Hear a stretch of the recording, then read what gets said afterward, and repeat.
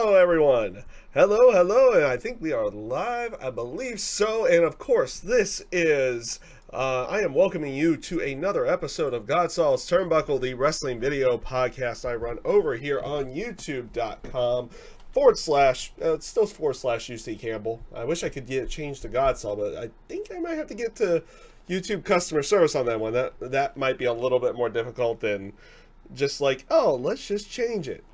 Of course, that's how it would work, right? Of course, that's how it would end up working on that one. But, you know, enough of that. We're not really here for that. It is Sunday, September the 16th, 2018. And for this week's episode of GodSaw's Turnbuckle, obviously this is going live, and it's probably gonna go up a little bit after Hell in a Cell goes on the air today. But we will be more. But I am doing this right before Hell in a Cell, so I wanted to kind of get through everything and kind of, you know, go through the entire week, especially with the factor of the Mae Young Classic still going on, and we have more to go through with next week as well, with the Mixed Match Challenge returning. Also, some fun little, news, which we'll start right off at the beginning. So, right off at the beginning, it did come out this week that Neville has been so news on Neville, because we haven't seen him in quite a long time, because his contract was frozen, but apparently he was released from the company, and by all rumors and everything was actually clear to go as of August. But apparently he has been contacted by independent promoters, everything on that side, and they have been giving word, or he's been giving word to them, that he is not able to take bookings at this time, but will be able to very, very soon, which is a very interesting concept, because by all sources of WWE and everything on that side is like he was just clear to do whatever. But apparently maybe there's still something with a little bit of a no-compete clause still going on with that side of everything. So it's a very interesting note, and a very interesting thing of where they're really going. We're kind of getting two sides of the story. One says, yeah, he's good to go. And the other side is like, no, I've still got some time before I can take bookings, which is a very interesting aspect behind it. Was there a no-compete clause for a certain period of time before and after the All In pay-per-view? Who knows? Who knows really on that side? It's an interesting little note, but we should be seeing Neville here very, very soon, and in some independents, which will be very interesting to go ahead and see where they're gonna be going with everything on that one. But yeah, it looks like by all indications that Neville is going to be completely gone and not part of the WWE anymore. And we should be seeing it very, very soon, where he's going to be heading up. A lot of people are kind of expecting New Japan on that side. I actually kind of see that as well.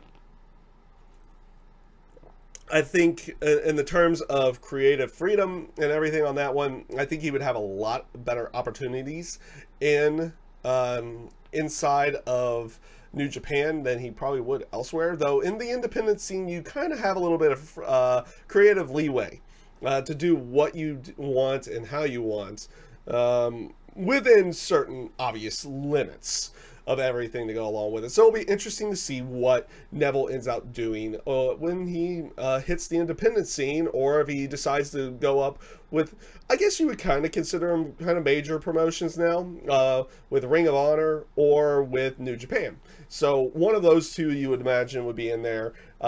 Impact is still, it's still kind of major, but it's not at this moment. I guess he could land in Impact as well.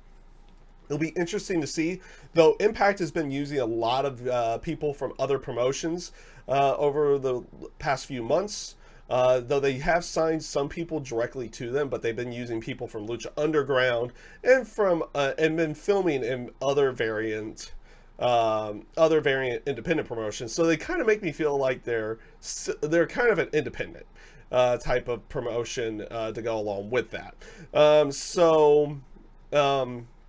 So it'll be interesting to see where Neville ends up and see where everything ends out going with that one. And to be honest with you, this week itself, in the terms of news, was not really crazy.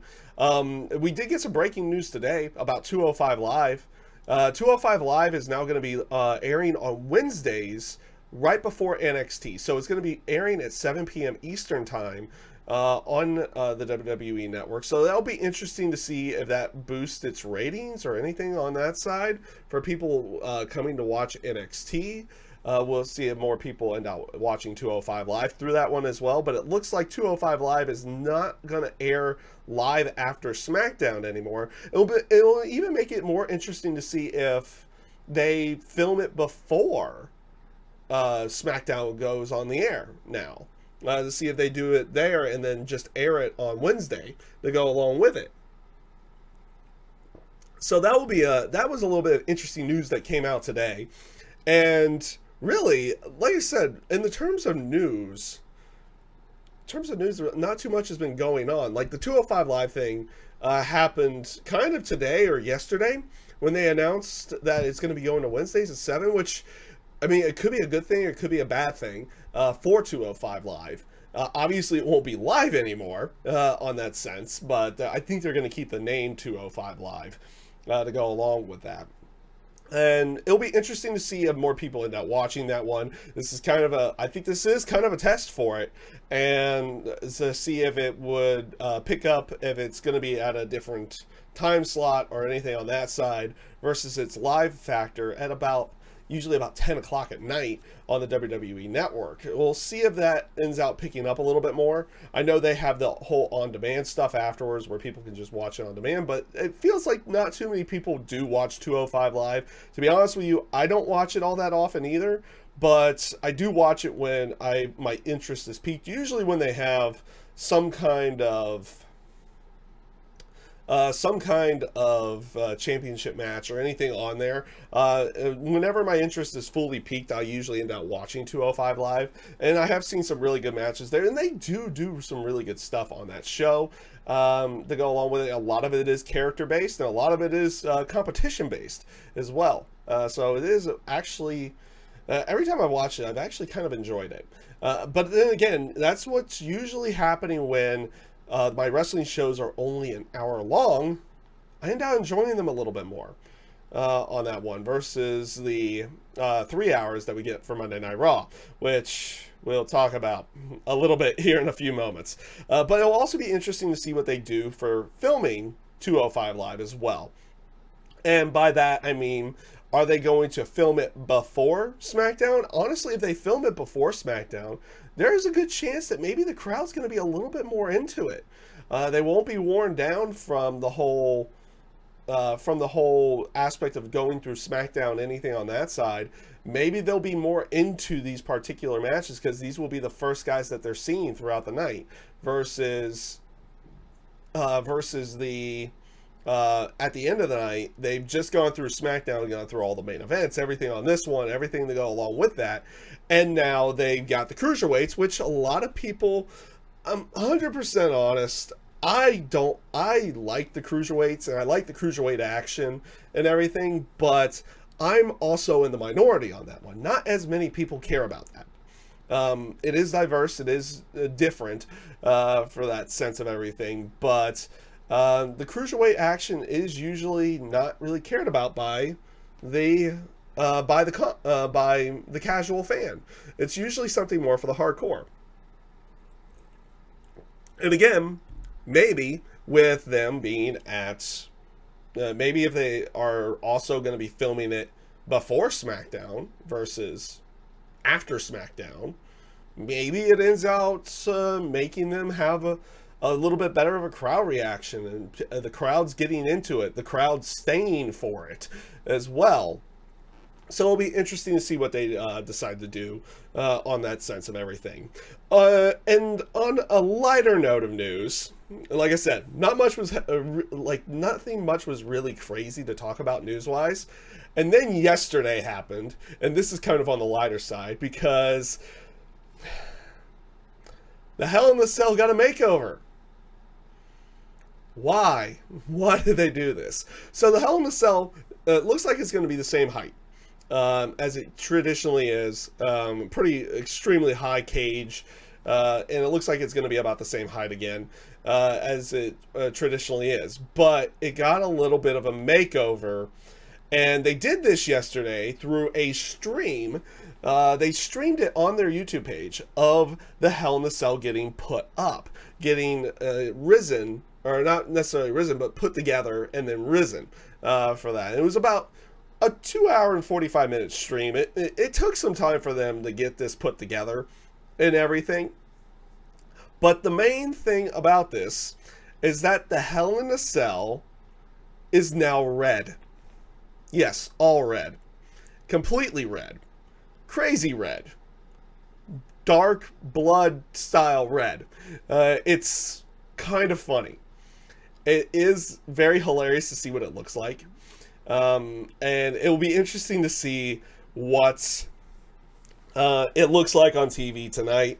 On stream, I mean, it doesn't look horrendous. It just looks off-putting. It really looks off-putting, and I don't know why they necessarily did it. This feels like one of those things that they were talking about backstage, and someone just jokingly said, well, if they want blood, why don't we just paint the entire thing red so it makes it look like there's blood around?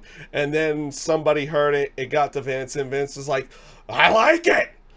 Let's do it! Yeah! Yeah! Do it! Do it! Paint it red! Paint it red! Ah! Yeah. That feels like what that was. It was one of those moments, it's like, we were joking around when saying that, but oh no, now we have to do it. And guess what? They did it. Oh man, the thing it looks hilarious. And I'd have no idea what it's going to look like when it's like on normal televisions versus like streaming, versus on YouTube streaming and everything. It will be very interesting to see what it looks like tonight when they start doing matches inside of this thing. Definitely. So that was pretty much the news this week, and we did try to get through that about as much as we possibly could. So let's go right into this. We had Monday Night Raw that aired on September 10th, 2018, and oh man, this wasn't a bad Raw. It was just kind of a slog. The stuff itself I thought was pretty decent. I did think it was a pretty decent show, but it felt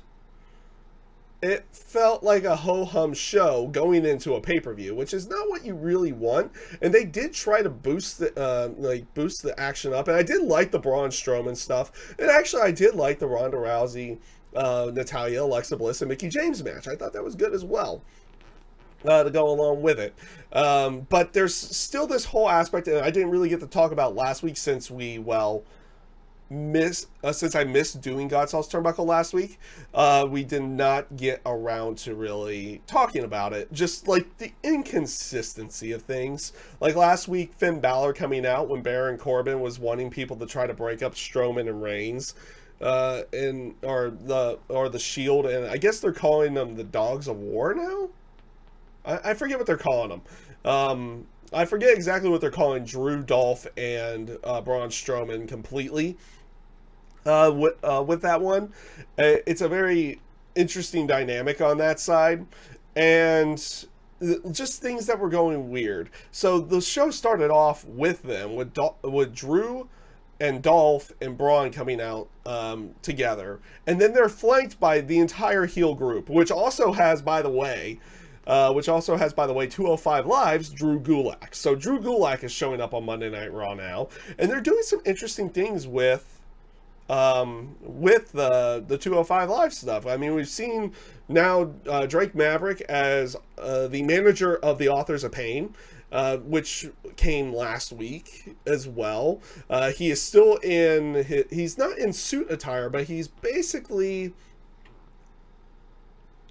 he is basically a what is it?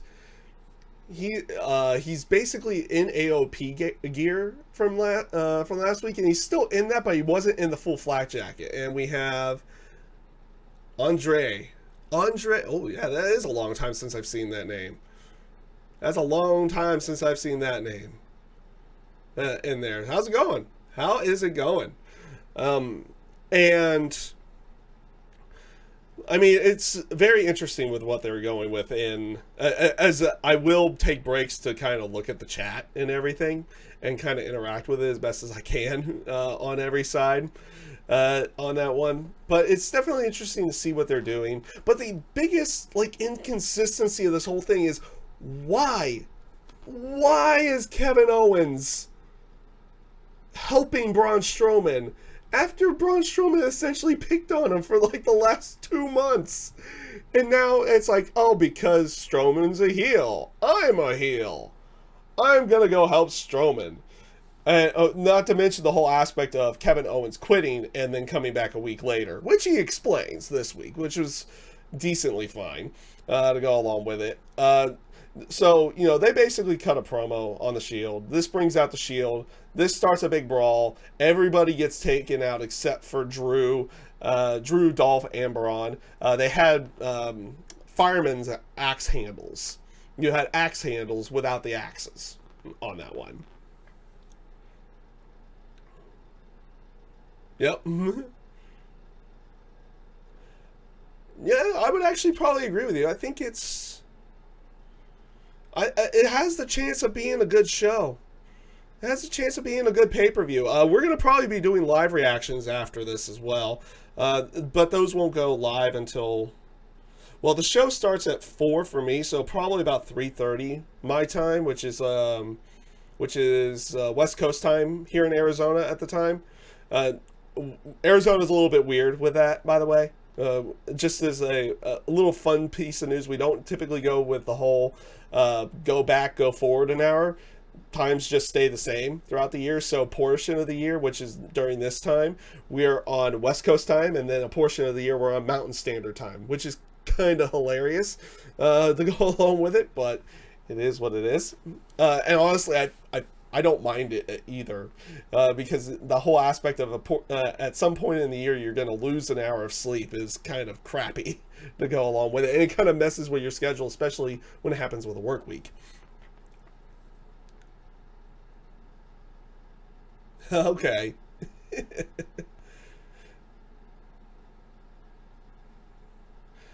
Yeah, and that will be an interesting one. We'll talk a little bit about the SmackDown stuff going into when we get to SmackDown. But continuing on with Raw, they did continue this whole aspect of Baron Corbin tells the Shield to leave unless they want to get arrested again, blah, blah, blah, blah, blah, on that one. And Rollins, it's like, initially, like, Ambrose and Reigns were like, nah, we're fine, we're good, we're just gonna stay, we don't care. And then Rollins like, no, we got this, it's fine. And it's like, let's just go. Okay. Which we found out a little bit later, which did lead to Seth and Dean coming back after the Drew McIntyre Dolph Ziggler B Team rematch, where Drew and Dolph won. It was a decent enough match, but afterwards Seth and Dean attacked both Dolph and Drew McIntyre, which was kind of hilarious with what they did afterwards. And what they did afterwards is they went up to Baron Corbin, and they says, like, didn't I tell you guys to leave? I told the Shield to leave. It's like, and you just had Seth go like, we're not the Shield, we're Seth and Dean. Roman's elsewhere. We don't know where he's at right now. The Shield's not here. It's just us two. It's completely fine. Oh, by the way, last week you falsified police reports. So guess what? These guys are here to arrest you this week, which led to Dolph and Drew having to defend the tag team titles against Seth and Dean for tonight at the pay-per-view. Decent enough stuff. Decent enough stuff on that. Decent enough stuff on that one. Like I said, there was some decent enough stuff, but it did feel like a very boring set of Raw to go along with it. You had Nikki Bella going over Ruby Riott in a decent match. Like I said, it was a decent enough match, but again, they're kind of just using the Riot Squad to put over the Bellas at this point on that one. And like I said, Nikki Bella's not bad in the ring by any stretch of the imagination. I don't think she is. It's just, I would still prefer, I see the writing on the wall of the whole Ronda versus Nikki Bella evolution, and I would prefer a different match. Just, in all fairness, I would prefer a different match, but I guess it is what it is. I guess it is what it is on that particular one. Also, the Authors of Pain beat up a couple of local jobbers, destroying them again. Triple H cut another promo on the Undertaker for the Super Showdown show in Australia in a few weeks. Basically saying he's like, he only has like a small amount of respect left for the Undertaker, and couldn't believe that that Shawn Michaels was able to get under the Undertaker's skin based off of a particular prediction of Triple H winning. To go along with it, decent enough promo. Kevin Owens destroys Tyler Breeze before they had a match. This is where Kevin Owens kind of explains that that Baron Corbin got him to come back based off of a factor that he's going to be able to do exactly what he wants, when he wants, how he wants, and where he wants. Which means he's going after Bobby Lashley for that for what he did to Sami Zayn. Which, if you were given, now granted, it makes sense for him to go after Bobby Lashley because he destroyed his best friend Sami Zayn. Makes complete sense. But it's a little bit weird when he's given a caveat of I can do what I want, when I want, and how I want. Thanks to Baron Corbin. It's one of those bits of, why didn't you put yourself in a Universal title match? I mean, I know it's in Hell in a Cell, and I know it's with Strowman and Reigns, but still, you could put yourself in a Universal title match situation doing that, but it seems like he's doing this to go after Bobby Lashley for the time being. Which, speaking of Bobby Lashley, this was amazing. This was great stuff. So they were showing Bobby Lashley at least rehabbing and working out because he has injured ribs from the power bomb that he took on the apron last week. Okay, that's completely fine. What was the great thing about this? Lio Rush was amazing. Lio Rush is great. I've been watching, like I said, I don't watch a lot of 205 Live, but I've been watching some of the vignettes he's been doing, and then with the way he talks, and the way he is in the ring as well is extremely great. It's a lot of fun to watch as well. It's a really, he has that dynamic of speed and technique that is unmatched by anybody else that they have. And they have him on 205 Live. But apparently, he might be the manager of Bobby Lashley. He was doing the whole aspect of low weight, high reps as, and when you truthfully think about it, Bobby Lashley was doing dumbbell stuff, and he's saying high reps, low weight. As Bobby Lashley's just doing 50-pounders like they're nothing to go along with it. I thought it was great. I like the fact that Lio Rush is there, and maybe we're going to be getting some more managers to go along with it. Like I said, Ronda Rousey, Natalya, I thought was a pretty good match as well. With Ronda Rousey and Natalya going up against Alexa Bliss and Mickie James, I thought was a good match on there. They're doing stuff to make it a little bit more believable that it won't be a squash match at the pay-per-view again with Ronda Rousey and Alexa Bliss. They're trying to play it off that maybe Ronda Rousey's going to go in there with some injured ribs, and that's probably going to make the match go a little bit longer than before on that side of everything. So kind of is what it is. I did like the promo after the match where Ronda basically cut a promo backstage saying even at her worst she's still the best, so it doesn't matter whether or not she has the rib injuries or not, she's going to be in Hell in a Cell. Kind of like that aspect of it.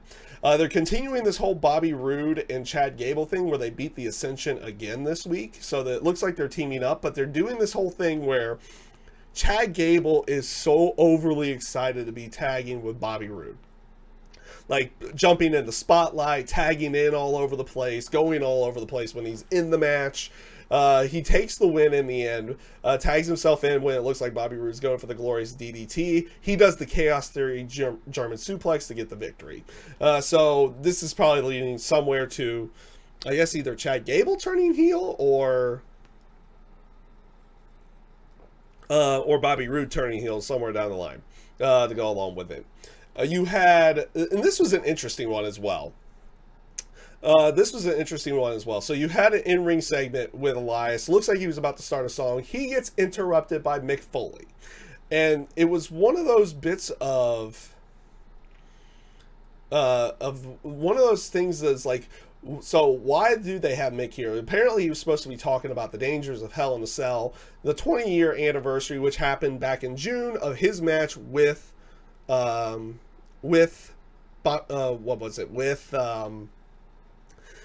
Undertaker. I don't know why it slipped my mind there for a minute, but his match with the Undertaker in Hell in a Cell, where he went off the cage, where he flew off the cage and then went through the cage to go along with it, and all the crazy stuff that happens with Hell in a Cell to go along with that one as well, which more than likely we're going to get a crazy spot with Jeff Hardy as well this Sunday. Oh boy, I feel bad for Jeff Hardy on that one, and on that side of everything. And we'll definitely see what happens with Jeff on that one. But he also makes mention, it's like, I went to Stephanie McMahon. I wanted to do something. I didn't want to just sit on the sidelines. And it's like, and Elias is like, well, I bet she just laughed at you when you said that. It's like, you're right. And then I kind of went, and then he went into this impassioned speech about everything he does and everything to go along with it. And it turns out he's going to be the special guest referee for Roman and Braun, which is an interesting thing. That's an interesting little storyline going in there. There's a lot of rumors going around that he might just be in there because of a network special that's happening after Hell in a Cell. And it kind of helps promote that a little bit, though I haven't really heard anything about it outside of that. Or it could lead to something where he's going to be getting involved in the match in some way, shape, or form. I doubt he's going to take a bump in the match, because I think the other rumor is that he's not cleared to take bumps. So if he's not cleared to take bumps, it's very interesting that he's going to be in this match and see what they end up doing. And apparently he was given the ability, because Stephanie says, well, the Constable has a lot on his plate.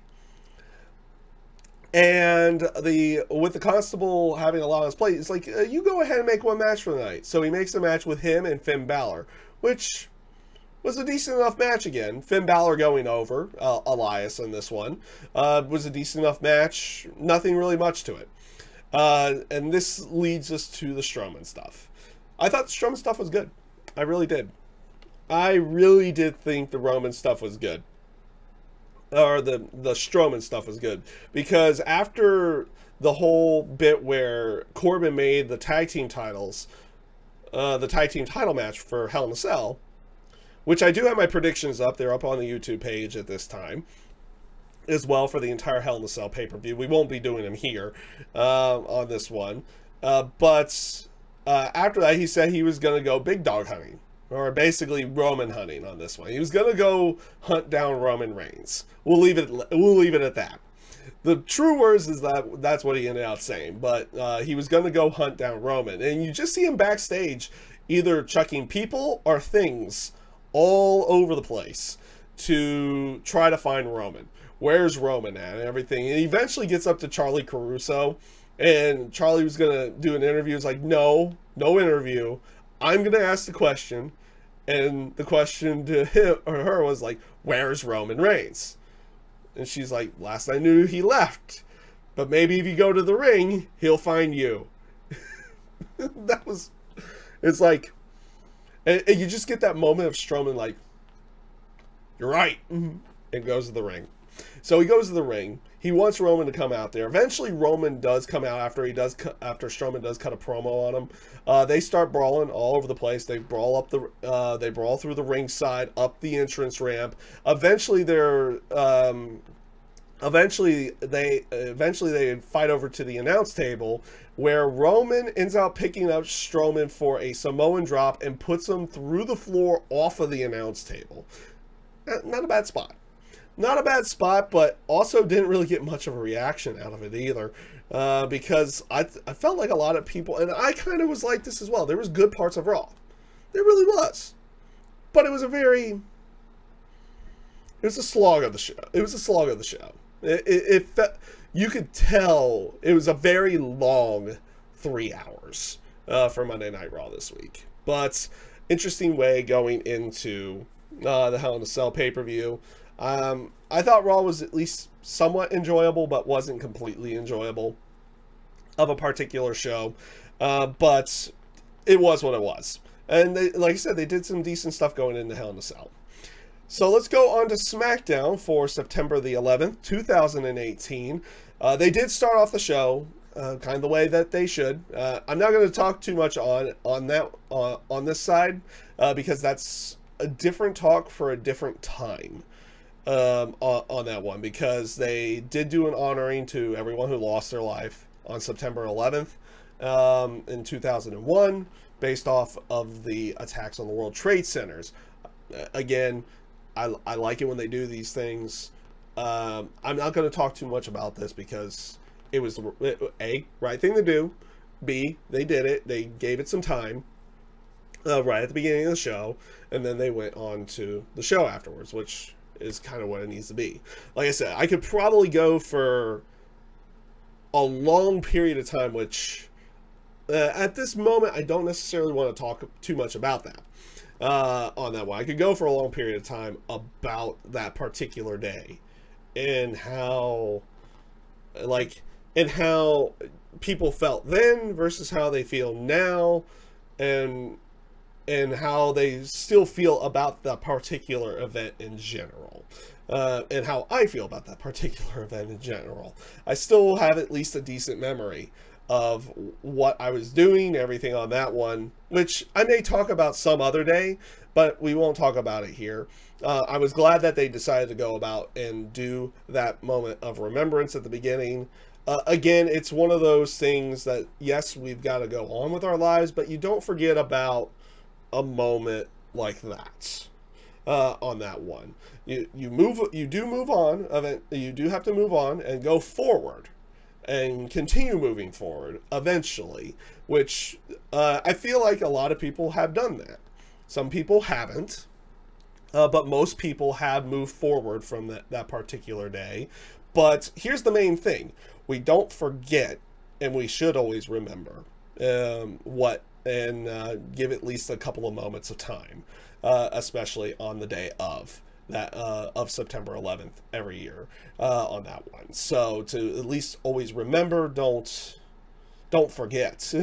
It's a don't forget, but we do got to move forward of it. We do have to move forward, and you know, that's what we're going to end up doing here. I'm not going to spend, like I said, I'm not going to spend a bunch of time on this one. I feel like I could probably spend at least a good hour, if not more, doing that, but I don't.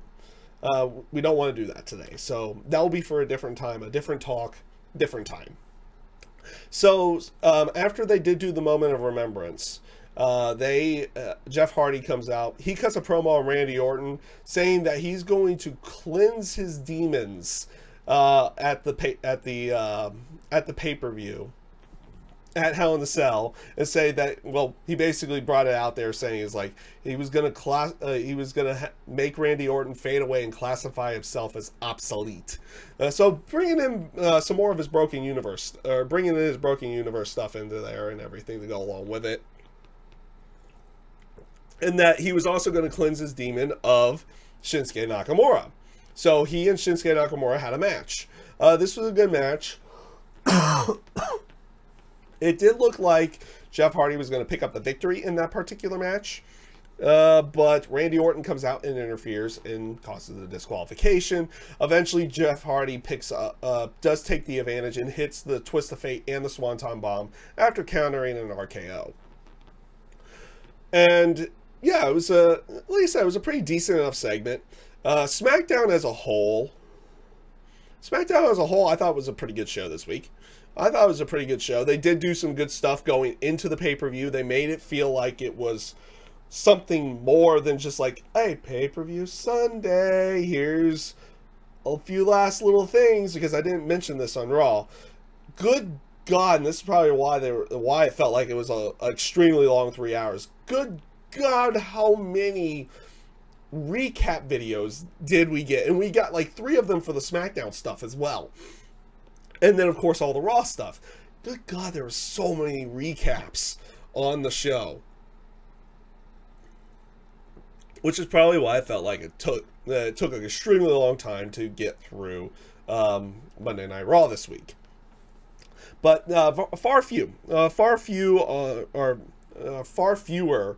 recaps on SmackDown this week. Miz and Maryse have an interview segment where it was mainly Maryse.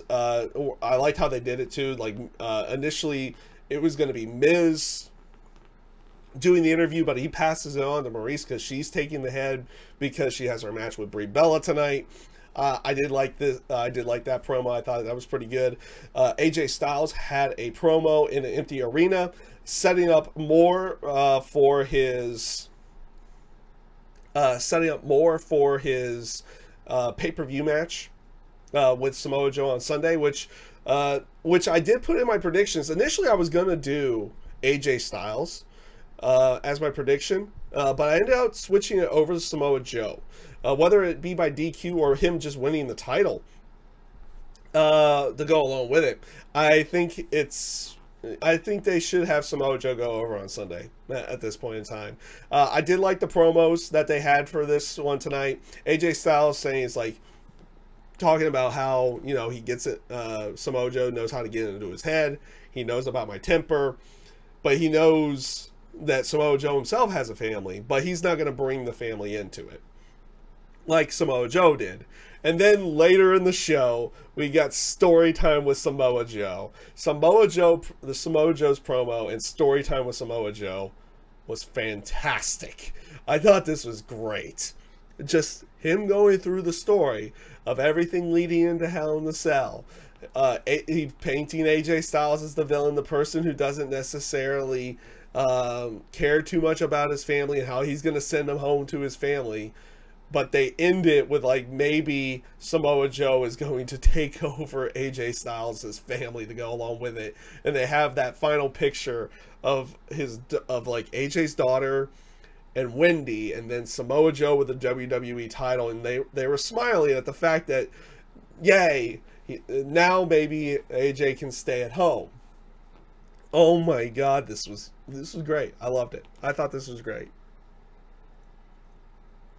I thought this was great stuff heading into the Hell in a Cell pay-per-view.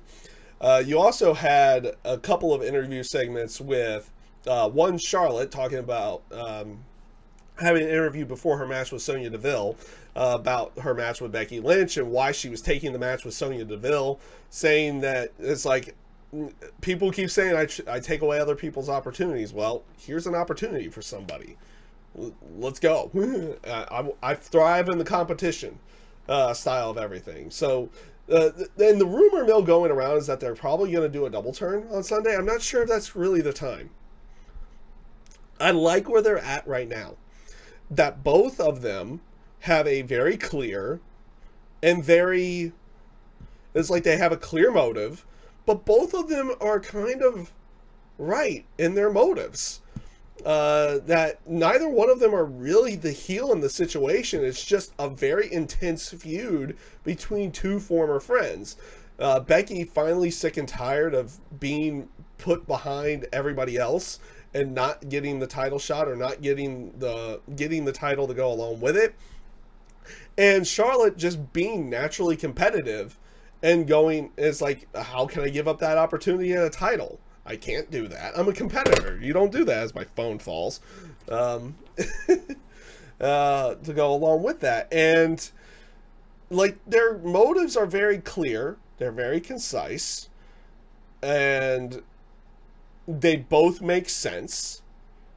And they're both technically right in the situation. So I kind of like it where they're at. Maybe try to do the double turn elsewhere, but there's a rumor mill going around that they're going to do a double turn on Sunday. I don't know if it's necessarily time though.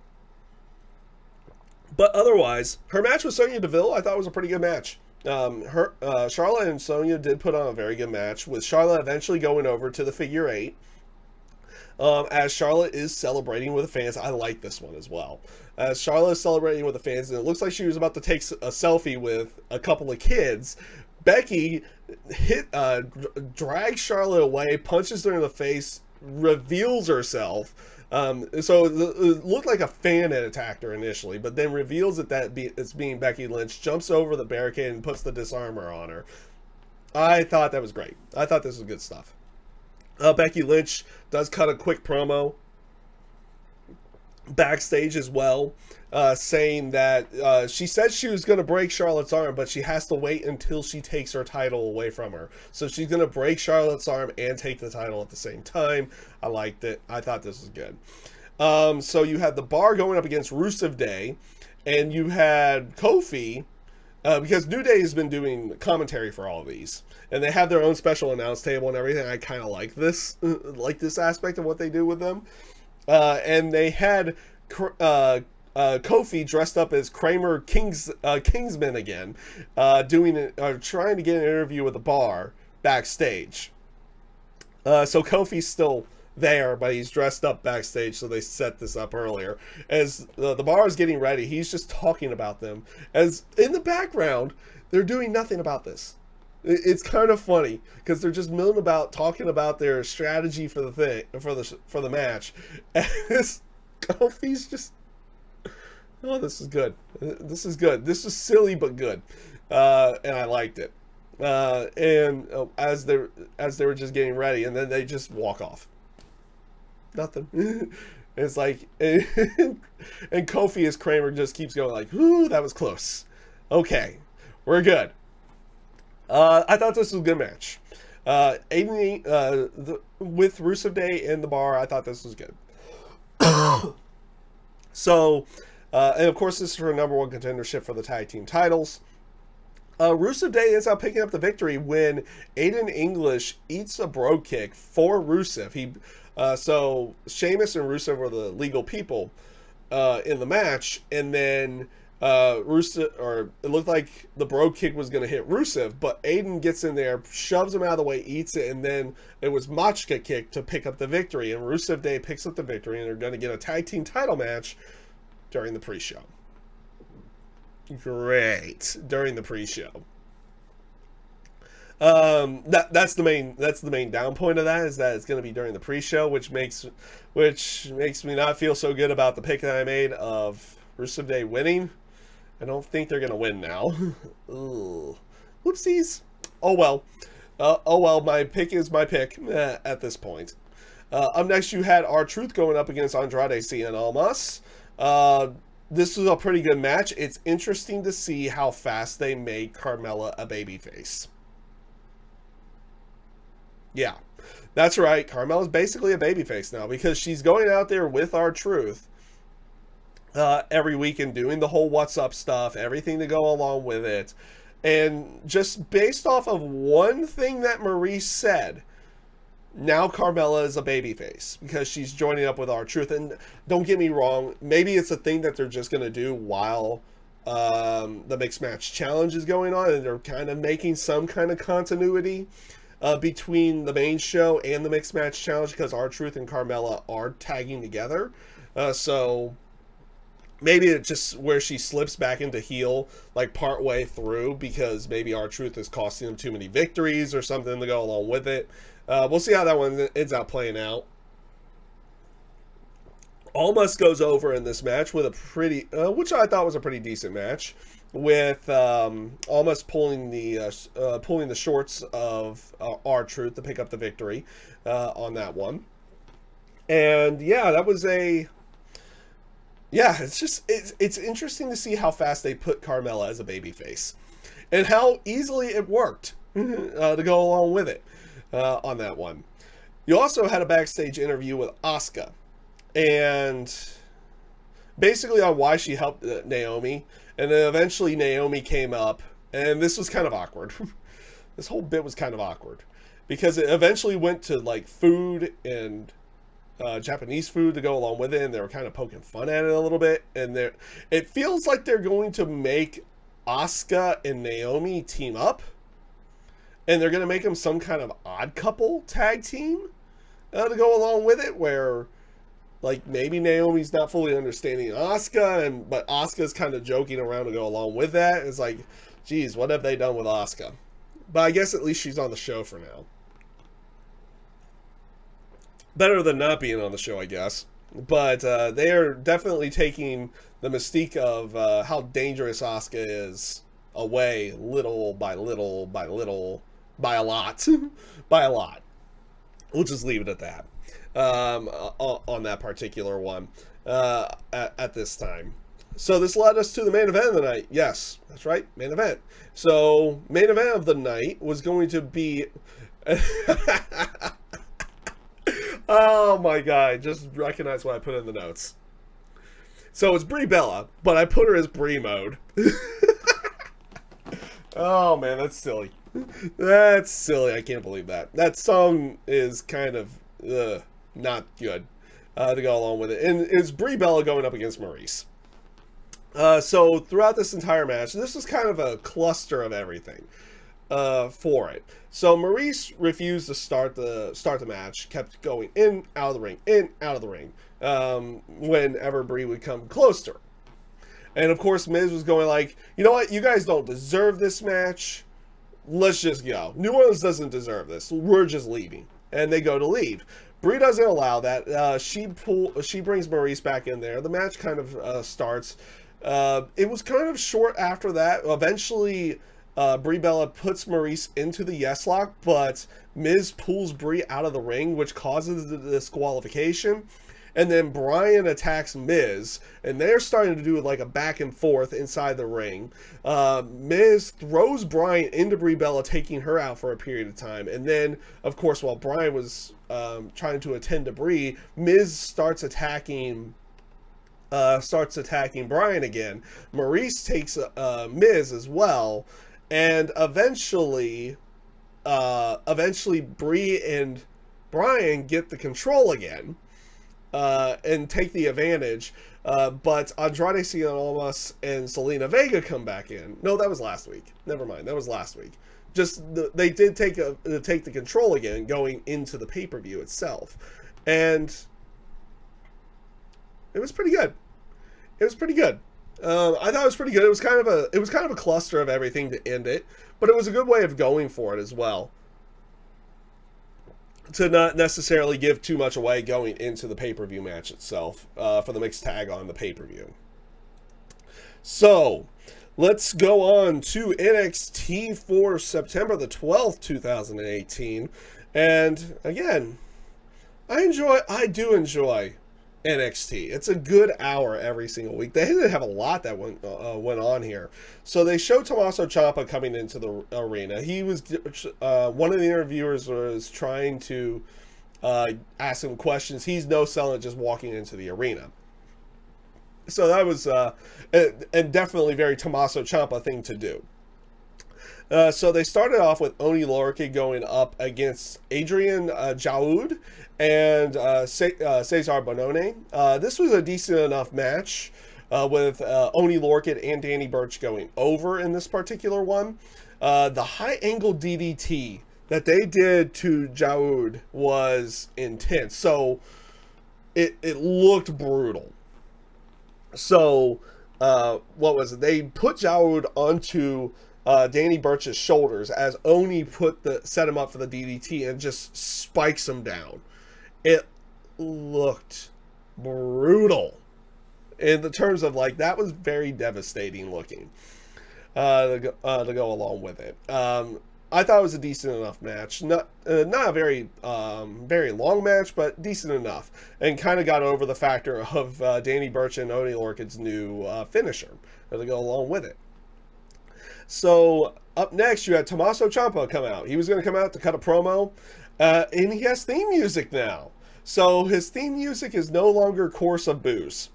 which I think they might have recognized that might change a little bit. So they gave him theme music to go along with everything. And I love the whole aspect of this. Initially, Tommaso Ciampa didn't want theme music when he came back. It's like, there's no point for me having theme music. I don't care about that. I just want to fight. I just want to, get my revenge, what I feel is mine, at any time. And Tommaso Ciampa is so good as a heel.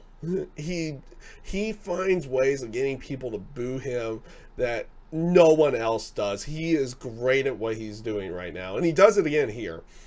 So he explains the reason for him having music is his polite way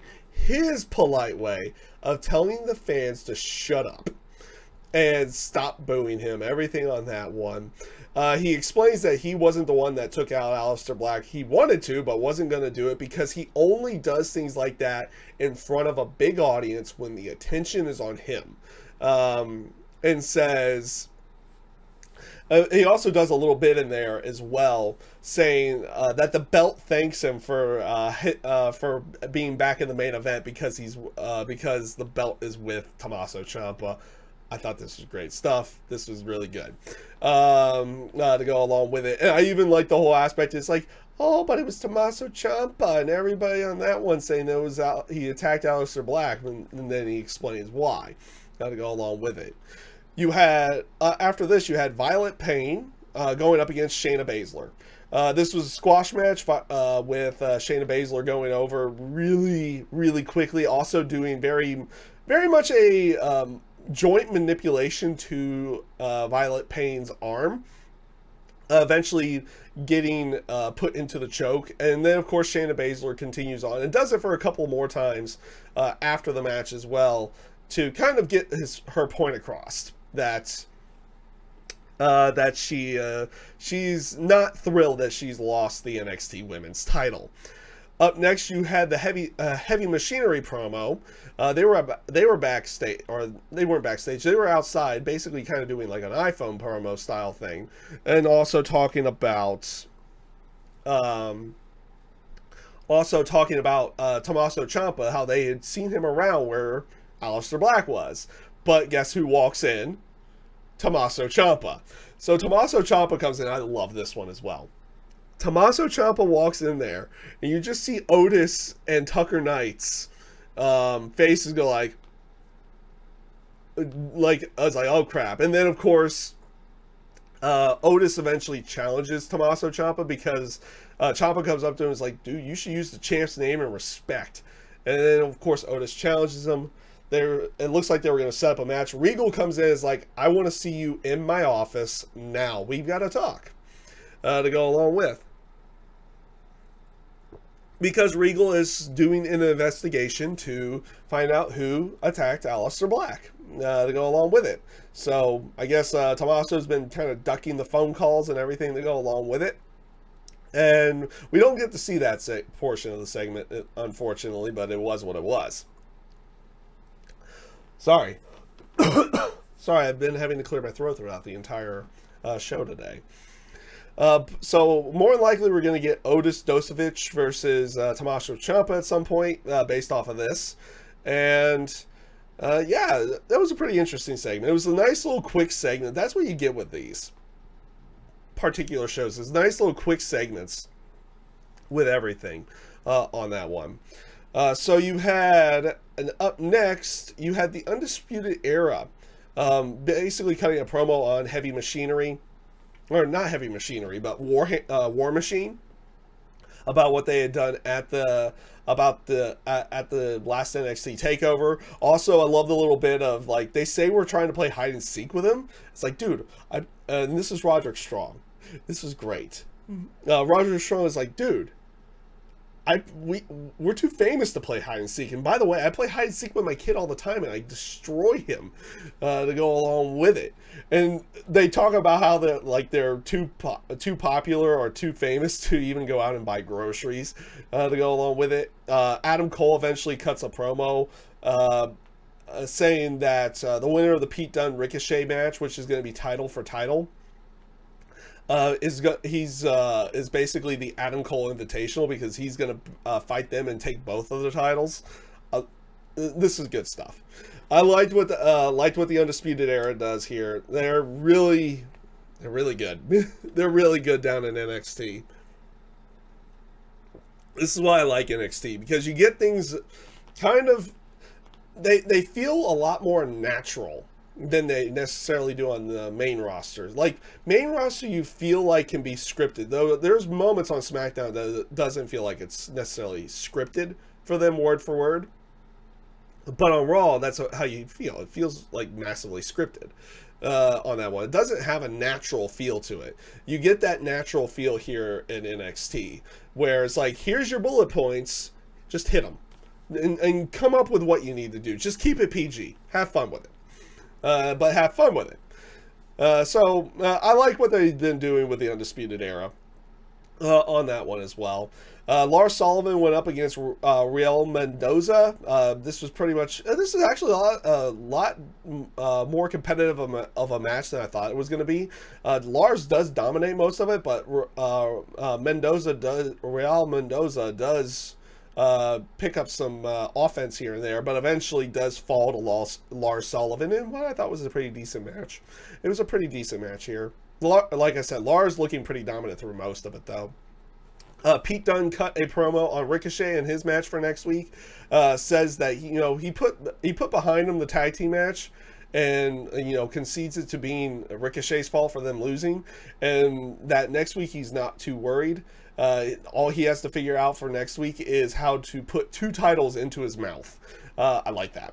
I like that a little bit, because he takes the UK title, puts it into his mouth as he's coming down there. So now he has to find a way to put 2 into his mouth. And Ricochet eventually does cut a promo right after this as well, basically saying that he thrives in these high pressure situations that Pete Dunne thinks he doesn't in. So basically both of them ready for next week. There was a video package for the Forgotten Sons. So we're going to be seeing more of the Forgotten Sons here, which was, I forget what his name is here in NXT right off the bat, but it was Gunner from TNA Impact days. He's part of the group. Wesley Blake's part of the group, and then Steve Cutler's the other one in the group as well.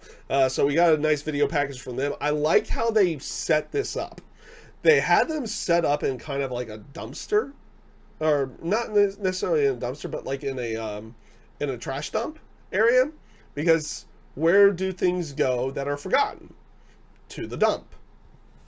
And that's what they're playing off of. They're the Forgotten Sons. They're the ones that are just been pushed to the side all the time. That's what they consider themselves. So I thought it was pretty good. I thought this was pretty good. Pretty good video package.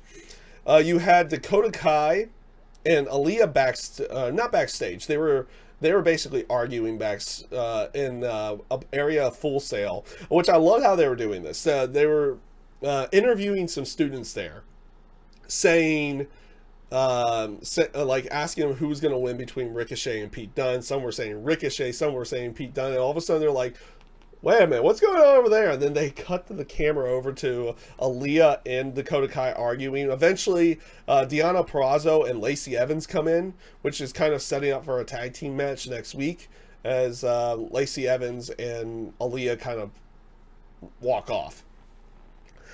So after this, you had Kairi Sane exiting William Regal's office. I guess she was getting questioned about the area as well, which brings in Cassius Ohno, and he says, like, well, I need to talk to you about this. It's like, actually, and Regal's like, no, actually, you don't need to talk to me, because Kairi just kind of gave you an alibi for everything on that particular one, which just ticked off Cassius Ohno. Loved how they did this. So Cassius Ohno basically is like, dude, I'm sick and tired of being leapfrogged by everybody who's coming in. And I'm going to be that person that's like, when the next one comes in, I'm going to be the one that's going to send them to the back of the line. So basically just give me them whenever they come in. And he adds a bro in there at the end, So it makes you feel like Matt Riddle is going to be his next opponent at some point in time. So decent stuff. I thought this was pretty good.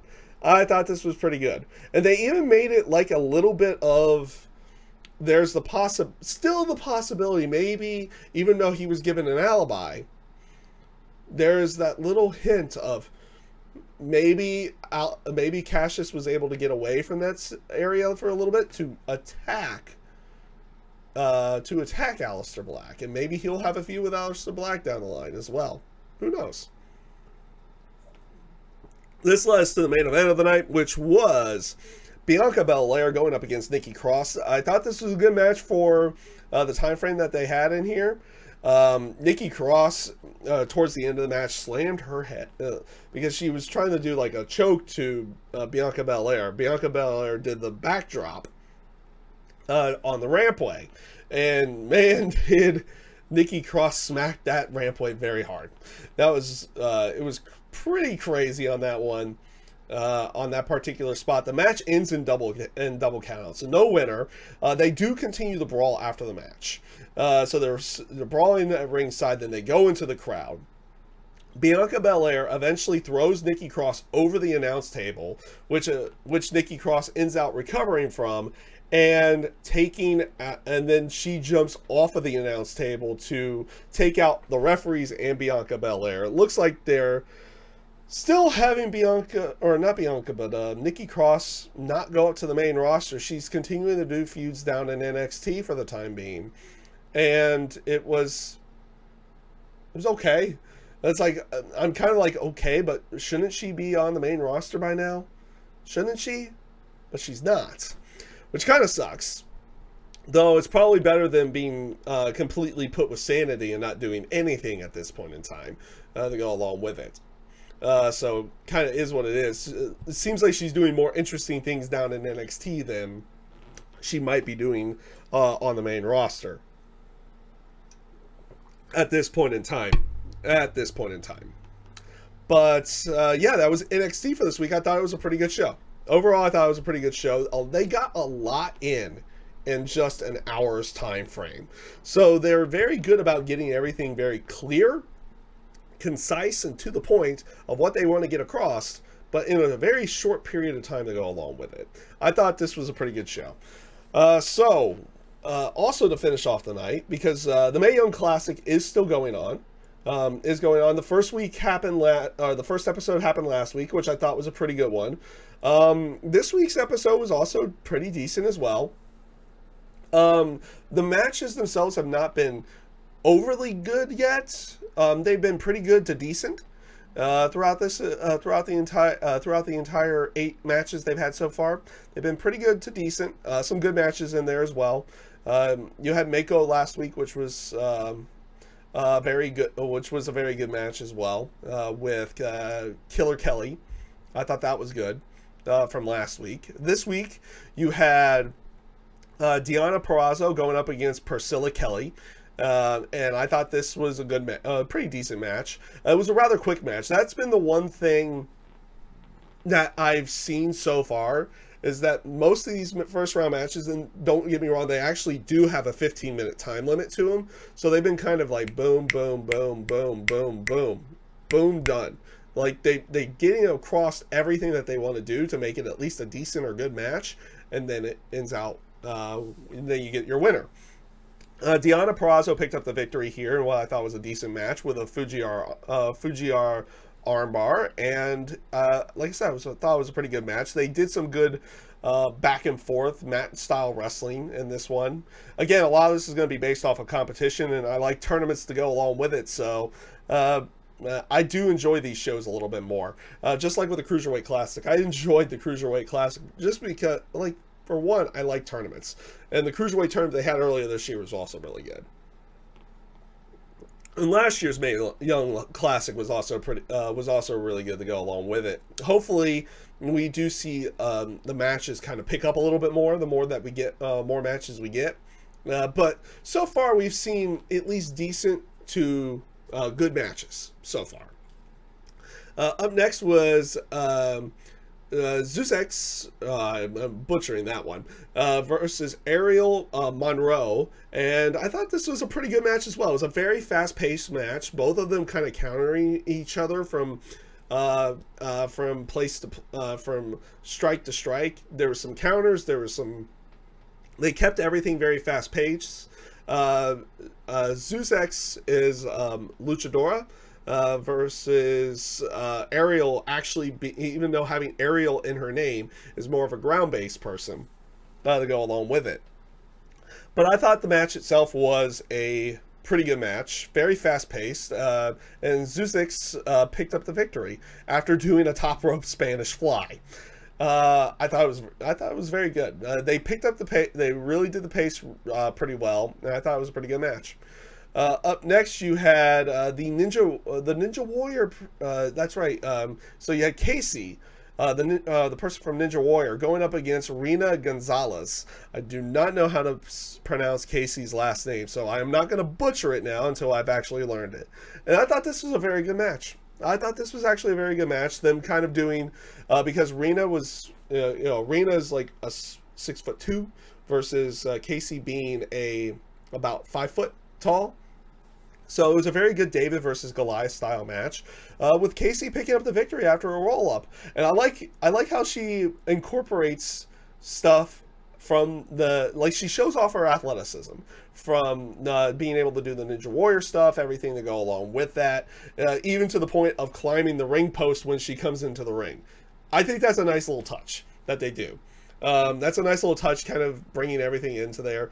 She picked up the victory after doing a roll-up to Rina, and it looked like Rina was going to do something after the match, but then she holds up Casey, and sportsmanship and everything to go along with that. Some of these people are playing, some of these matches are face versus face in the terms of what they do, or someone's going to play the heel and they usually do that by either not shaking the other person's hand at the beginning, or they show something else in the match that essentially makes them the heel to go along with it. But some pretty good stuff on those first three matches. And then the final match, which was Ashley Rain, or Madison Rain, going up against Mercedes Martinez, and this was a really good match. The two of them, I thought they put on a really good match. Mercedes Martinez picked up the victory in the end with a Fisherman Buster, but good back and forth throughout the entire match for both of them. They played up the story of both of them being veterans, everything on that side, to go along with it. I thought they put on a very good match to finish off this episode of the Mae Young Classic. I thought it was really good. To go along with it, but that's how I ended up feeling about that one. And that is basically everything I have this week. That's basically everything I have this week for this week on my episode of GodSaw's Turnbuckle. We did keep everything a little bit shorter this week, mostly due to the fact that Hell in the Cell is going to be going live here in about an hour and a half, which means I'll probably come back live. I'm either going to go live on the YouTube page, or I'm going to go live on my Twitch page for live reactions. It's probably just going to be me this week for live reactions, or for this pay-per-view for live reactions. But yeah, should be fun. It should be fun. It'll be interesting to watch, and I believe we may be able to get a Hell in the Cell review done afterwards, which will go live, which I'll go off the air and then set everything up, and then we'll go on the air again to go live with a Hell in the Cell review here very soon. Hopefully either Monday, it would either be Monday night or it would be tonight. I don't know when exactly, but we'll see how that one ends up playing out in the end, and see if we were able to get everything up really quickly to go along with it.